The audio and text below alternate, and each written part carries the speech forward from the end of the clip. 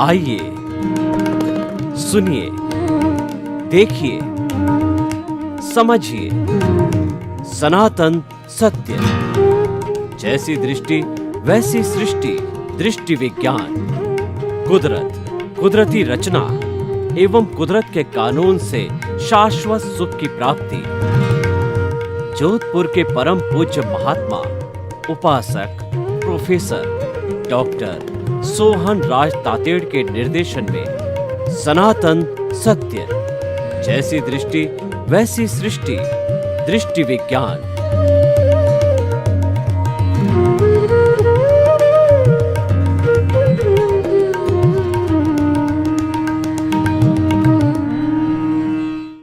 भाई और बहनों, मातृशक्ति को नमन। आज का हमारा अति उत्तम विषय लेशिया की व्याख्या।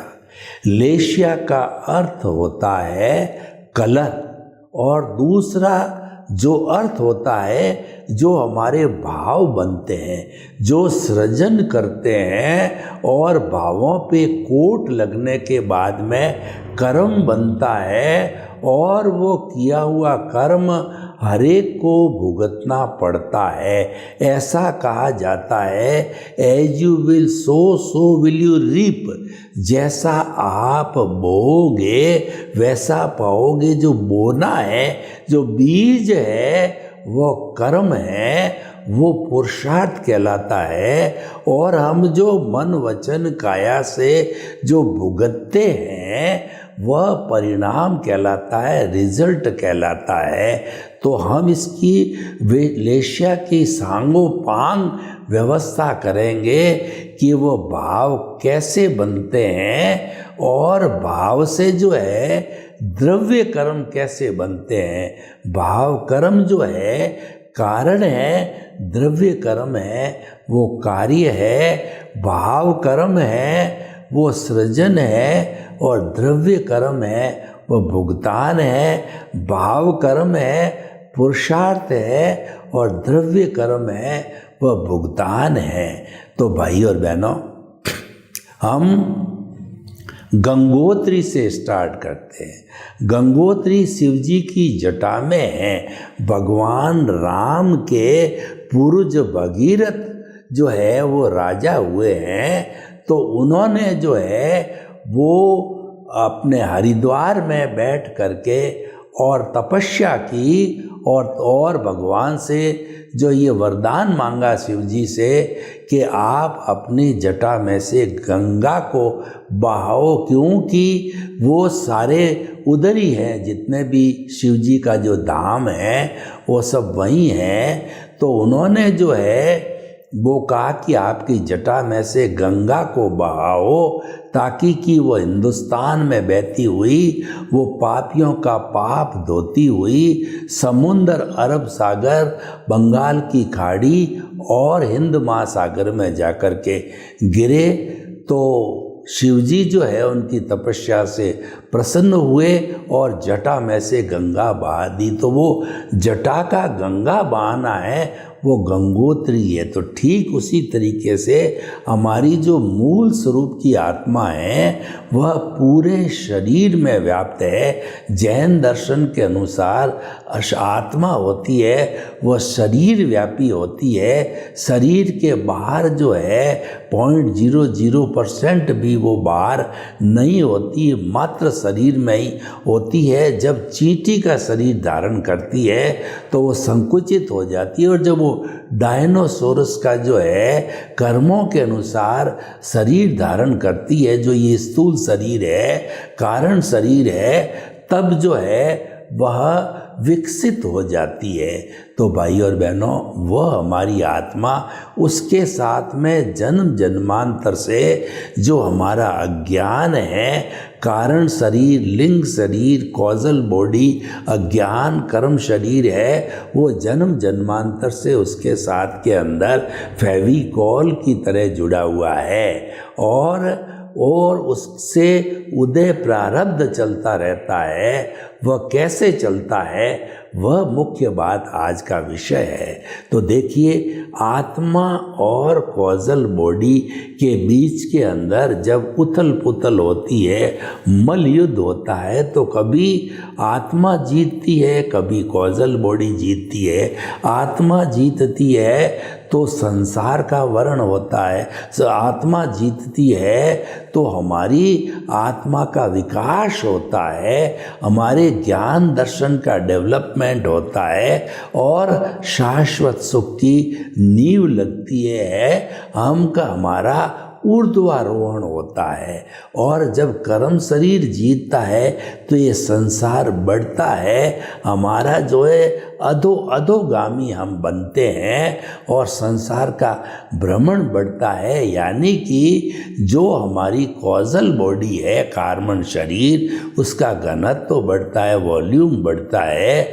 और जब आत्मा जीतती है तो उसका वॉल्यूम घटता है। आत्मा जीतने पर आत्मा हल्की होती है और कर्म शरीर जीतने पर उसका वॉल्यूम बढ़ने से आत्मा भारी होती है। तो जैसी भी स्थिति होती है, वहाँ से जो है वह तुरंत एक्शन होते ही जो है वो हमारी कलरलेस लेशिया जो है वो बाहर निकलती है, जिसको भाव कहते हैं।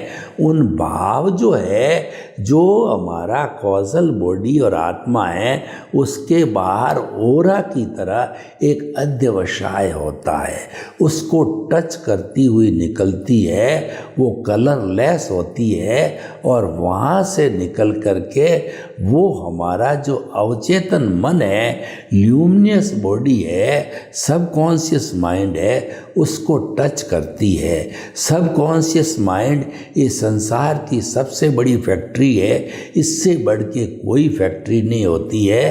क्योंकि जो है हमारा सबकॉन्शियस माइंड हजारों तरह के काम करता है, कन्वर्शन का काम करता है। जो ये भाव है नहीं, कलरलेस आए थे, उनको कलर देता है। यानी अगर शुभ भाव है तो तेजो पद्म शुक्ल लेशिया के कलर मिलेंगे, अशुभ भाव है तो कृष्ण नील कापोत लेशिया के कर्म मिलेंगे। यहाँ पर हम लेशिया को समझते हैं मूल रूप से ये भाव है, लेकिन वो कलर जो है मिलने से वो द्रव्य बनते हैं। देखिए कि अगर तेजो लेशिया है, यानी कि चमकता हुआ गुलाबी रंग है, तो वह हमको शांति देता शुभ भाव है। और जो है उसके बाद में पद्म लेशिया है तो वह चमकता हुआ हल्दी का कलर होता है, वह हमें आनंद की अनुभूति कराता है। और तीसरा वाइट ट्यूबलाइट की तरह चमकता हुआ वाइट कलर होता है, तो वह हमारी जो है शुक्ल लेशिया होती है। वो उन लोगों के आती है जो कि शीघ्र मुक्ति में जाने वाले होते हैं। हर एक के शुक्ल लेशिया नहीं आती है, तेजो आती है, या जो है वो और ज़्यादा शुद्धि वाले होते हैं तो पद्म आती है। लेकिन उसके बाद शुक्ल लेशिया तो रेयर उन लोगों के आती है जो शीघ्र एक दो भवों में मुक्ति जाने वाले होते हैं। तो ये तीन कलर जो है ये हमारे अवचेतन मन पर उतरते हैं। ये तो शुभ हो गया। और भीतर से अगर अशुभ का उदय और प्रारब्ध है, आत्मा का कार्बन शरीर के साथ के अंदर जो उथल पुथल होना है, ये उदय और प्रारब्ध कहलाता है, जो कि प्रकृति स्थिति प्रदेश अनुभाग से गवर्न होता है। वो उसी का जो समय आता है जब उदय और प्रारब्ध होता है, और वह जो है भाव बन करके और हमारे जो है वो अवचेतन मन के ऊपर उतरते हैं। और आत्मा होती है तो आत्मा की शुद्धि होती है, यानी कि कर्म झड़ते हैं। तो अब देखिए कि जो अशुभ भाव भीतर से आते हैं उनका उदय प्रारब्ध है। तो कृष्ण नील कापोत लेशिया, कृष्ण है गहरे काले रंग की जो है ब्लंट जो काले कलर है, उसकी लेशिया होगी। हिंसा के भाव पंचेंद्रिय वध है, शराब पीना इत्यादि महाहिंसा, वेश्यावृत्ति, महान हिंसा के भाव आते हैं। ये होगी हमारी कृष्ण लेशिया। और दूसरी होती उससे थोड़ी सी डाइल्यूट नील लेशिया, ब्लू कलर की, जो ब्लंट ब्लू कलर, चमकता हुआ नहीं, गहरा ब्लू कलर, तो वह जो होती है झूठ कपट की होती है, उससे जो है तिर्यंच गति मिलती है। और जो कृष्ण रेश्या होती है उससे नरक मिलता है। और तीसरी होती है कापोत लेशिया। तो कापोत लेशिया और थोड़ी डाइल्यूट कलर की होती है, वह जो कबूतरी रंग की होती है, उसमें नेगेटिव थॉट्स है, किसी के प्रति ईर्ष्या करना, जलन करना इत्यादि बातें होती है, तो कापोत लेशिया होती है। तो वो कापोत लेशिया जो है, ये तीनों लेशियाएं जो अवचेतन मन को टच होती है, यानी कि जो है अवचेतन मन जो है उनको वाइब्रेशंस जो आए थे, उनके साथ अब क्या होता है कि चेतन मन जुड़ता है। यानी कि हमारा जो चित्त है जो कि इस स्थूल बॉडी पर काम करता, उसके साथ चेतन मन है, तो जो वाइब्रेशंस जो है शुभ अशुभ आए हैं, वो जो है हमारे इस जो है वो चित्त के साथ, दिमाग के साथ जो कहिए या चेतन मन के साथ कहिए, उनकी परमिशन उनके साथ जुड़ते हैं, तो हमारे जो है वो डक्टलेस जो है ग्लैंड्स होती है पूरी बॉडी के अंदर, जो अवचेतन मन से जुड़ी होती है, with the permission of the चेतन मन कहिए या हमारा स्थूल बॉडी कहिए या चित्त कहिए, उसकी परमिशन से जो है वो शुभ अशुभ जैसे भी होते हैं वो लिक्विड फॉर्म में, डक्टलेस ग्लैंड्स जो है लिक्विड फॉर्म में बदल देती है। इनमें कोई छेद नहीं होता है। और एक उसका सिरा जो है वो हमारे जो है अपने अवचेतन मन से जुड़ा हुआ होता है, दूसरा सिरा हमारे चेतन मन से यानी कि ब्लड से जुड़ा हुआ होता है। तो जो लिक्विड फॉर्म के शुभ अशुभ भाव आए वो बॉडी, सारी बॉडी में ब्लड के साथ मिल जाते हैं, यानी कि बुद्धि कर्मानुसारिणी हो जाती है। जैसे जैसे कर्म का उदय होता है बुद्धि आती है, और विनाश काले विपरीतो बुद्धि, बुद्धि भी कई बार जो बुरे कर्म पापोदय होता है तो विनाशकारी, और वह बुद्धि जो है कुबुद्धि हो जाती है। और उसके साथ में हमारे अगर पुण्योदय के भाव आते हैं, यानी शुभ लेशिया आती है, तेजो पद्म शुक्ल लेशिया आती है, तो वो शुभ भावों के कारण बुद्धि सुबुद्धि बन जाती है। और वो शुभ लेशियाएँ जो है ब्लड में मिलकर के हमारी कर्मेंद्रियाँ, जो हाथ है, पाँव है और पांचों इंद्रियां हैं, वे सभी शुभ कार्य करने लगती है। किसी को जो है भोजन वगैरह देना है, किसी को दान पुण्य करना है, भगवान की जो है धार्मिक सारी क्रियाएं जितनी भी है वो करने लग जाता है। मंदिर जाना है, समय करना है, संवर करता है, लोगों का परोपकार करना है, जो सारे जो है शालीन कार्य यानी मानवता के कार्य जो है वह ये भाव करवा देते हैं। तो आप देखिए कि इस तरीके से जो है हमारा ये उदय और प्रारब्ध होता है, कर्मेंद्रियाँ वैसा एक्शन हमारे से करा देती है।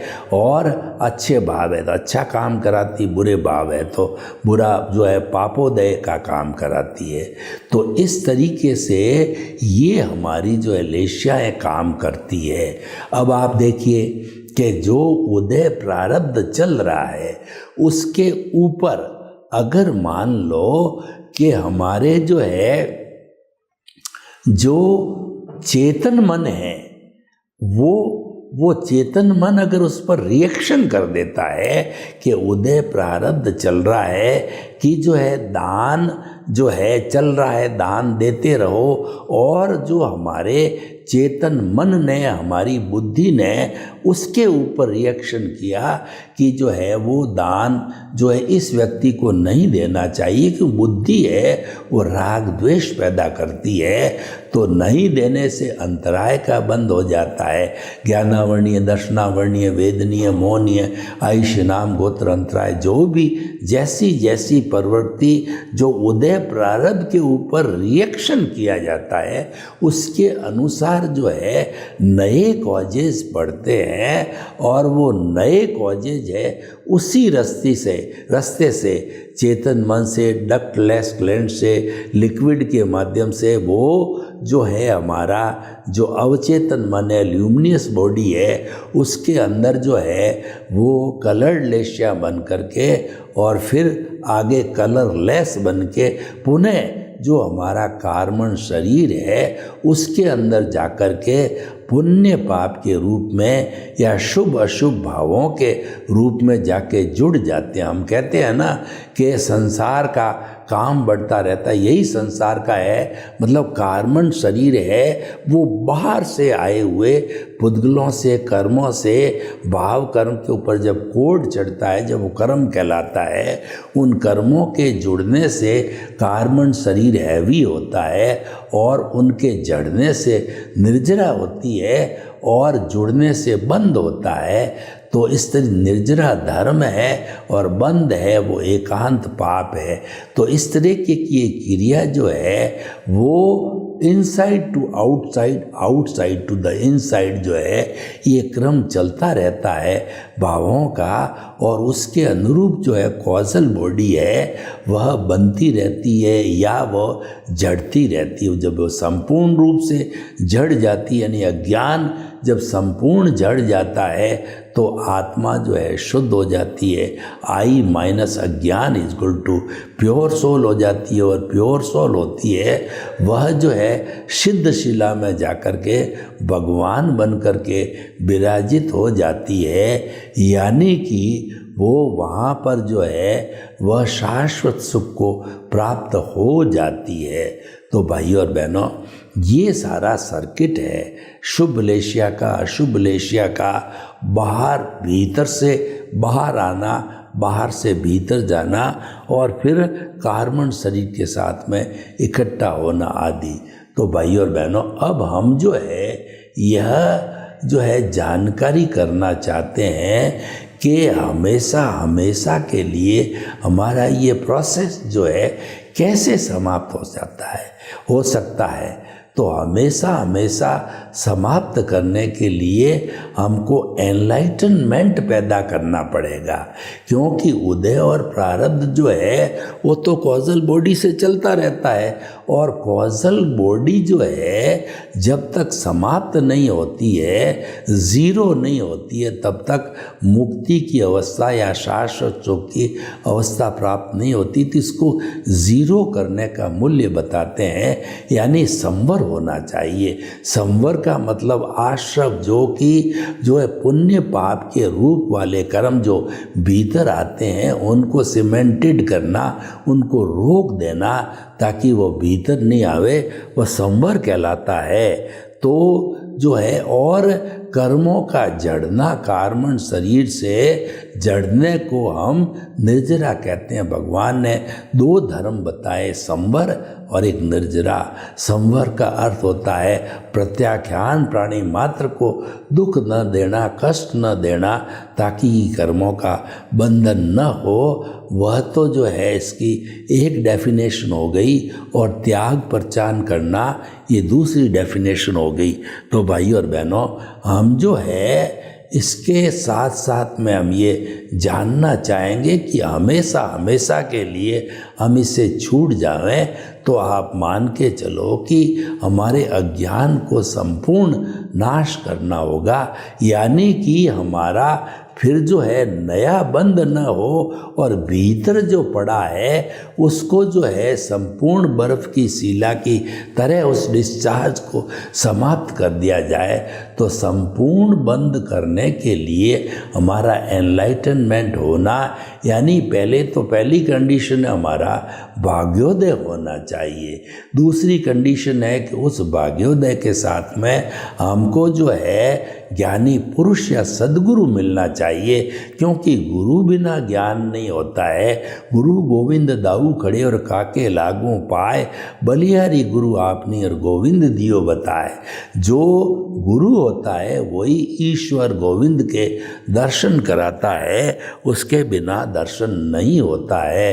तो हमारा गुरु होता है वह जो है वो हमारे को ज्ञान प्रदान करता है।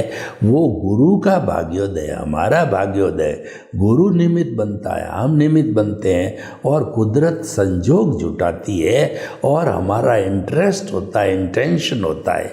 ये सारी और पिछले जन्म का ज्ञान दर्शन, इस जन्म का ज्ञान दर्शन सब मिलकर के और हमारे एक नया एनवायरनमेंट शाश्वत सुख का मिलता है कि वो शाश्वत सुख की नींव लगाने के लिए गुरु जो है हमको ज्ञान प्रेषित करता है।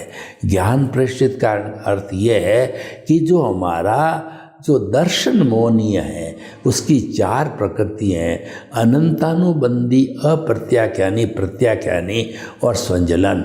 अनंतानुबंधी पत्थर पर लकीर खड्डा करने के समान है और अप्रत्याख्यानी है वो जो है किसी कोमल लकड़ी के ऊपर जो है वो लकीर खींचने के समान है, और प्रत्याख्यानी है बालू रेत में लकीर खींचने के समान है, और संजलन है पानी में लकीर खींचने के समान है। तो ये कोई मतलब ही नहीं हुआ पानी वगैरह, ये बहुत डाइल्यूट होती है जो एज गुड एज डिस्चार्ज समाप्त होती है। यानी अनंतानुबंधी को हमेशा हमेशा के लिए जन्मजात फॉर एवर समाप्त करने से ही हम जो है सम्यक दर्शन की प्राप्ति करते हैं, और वेदांत की भाषा में वहीं से हम विदेह बनते हैं। विदेह का अर्थ होता है कि दुनिया में रहते हुए दुनिया से अलग जग माही ऐसो रहो जो अम्बुज शर्माही, रहे नीर के आसरे पर जल छुवत नाही।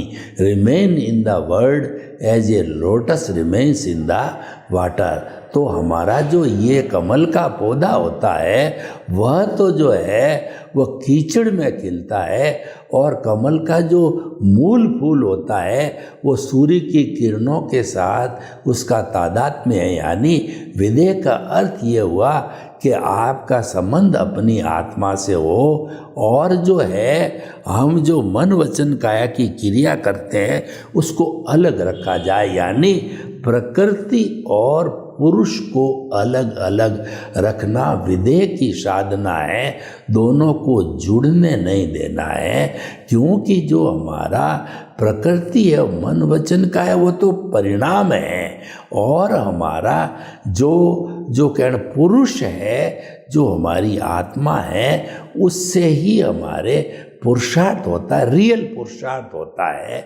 और मन वचन काया तथा उससे जुड़ी हुई हर अवस्था मात्र कुदरती रचना है और वो व्यवस्थित है। इसका अर्थ ये है उदय प्रारब्ध चलता रहता है, और वह व्यवस्थित का अर्थ हुआ कि वो प्रीडेस्टिन्ड है, वो फिक्स है। जो होना होता है वही होता है, उसके अतिरिक्त कुछ भी नहीं होता है। ये पूरे जीवन भर चलता है। यानी पिछले जन्म की जैसी हमारी स्क्रिप्ट है, फिल्म है, मन वचन काया की बैटरी है, जैसा हमने जो है वो कहना चाहिए कि भाव कर्म डाले हैं उसके अनुरूप ही हमारे द्रव्य कर्म बनता है, उसके अनुरूप ही कॉजल बॉडी से हमारा उदय और प्रारब्ध होता है। तो वो कारण है भाव, जो हमारा जो भाव कर्म है वो कारण है, द्रव्य कर्म है वो कार्य है। तो इस तरीके से जो है हम ये सारा भुगतान हमारा जो चलता रहता है। लेकिन अब प्रश्न ये है कि हमारे को जो है आज का जो हमने ये सारा विषय लेश्या ध्यान का लिया है, प्रमुख विषय है।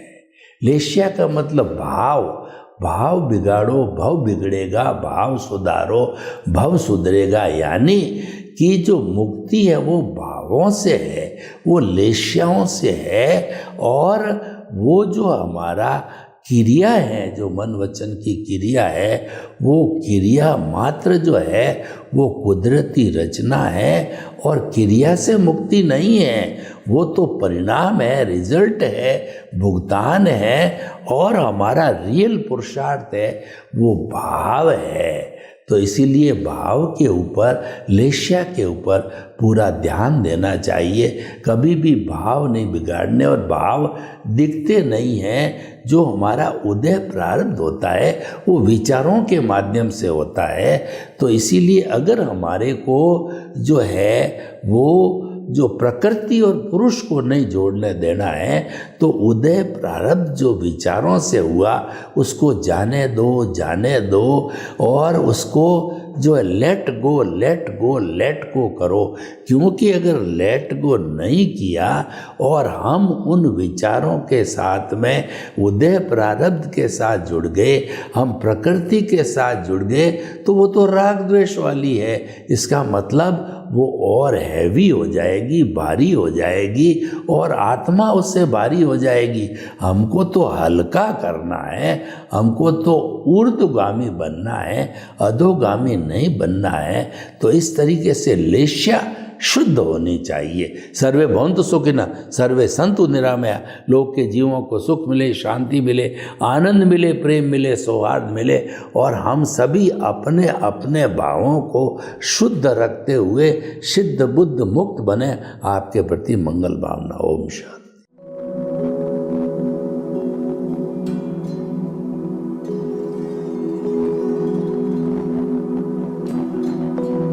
एक ऐसा अंतर्राष्ट्रीय ख्याति प्राप्त मानव जो गुरु प्रेरणा से पिछले 20 वर्षों से वानप्रस्थ जीवन जीते हुए 24 घंटे मानवता की सेवा में संलग्न है। एक ऐसा मानव जो अभी राष्ट्रीय, अंतर्राष्ट्रीय टीवी चैनलों पर 7,500 एपिसोड के माध्यम से सनातन सत्य, आत्मविज्ञान एवं पुनरुत्थान, व्यवहार एवं निश्चय जगत के जीवनोपयोगी विषयों पर हृदय स्पर्शी प्रवचन कर चुका है। उस मानव का नाम है महात्मा उपासक प्रोफेसर डॉक्टर सोहन राज तातेड़।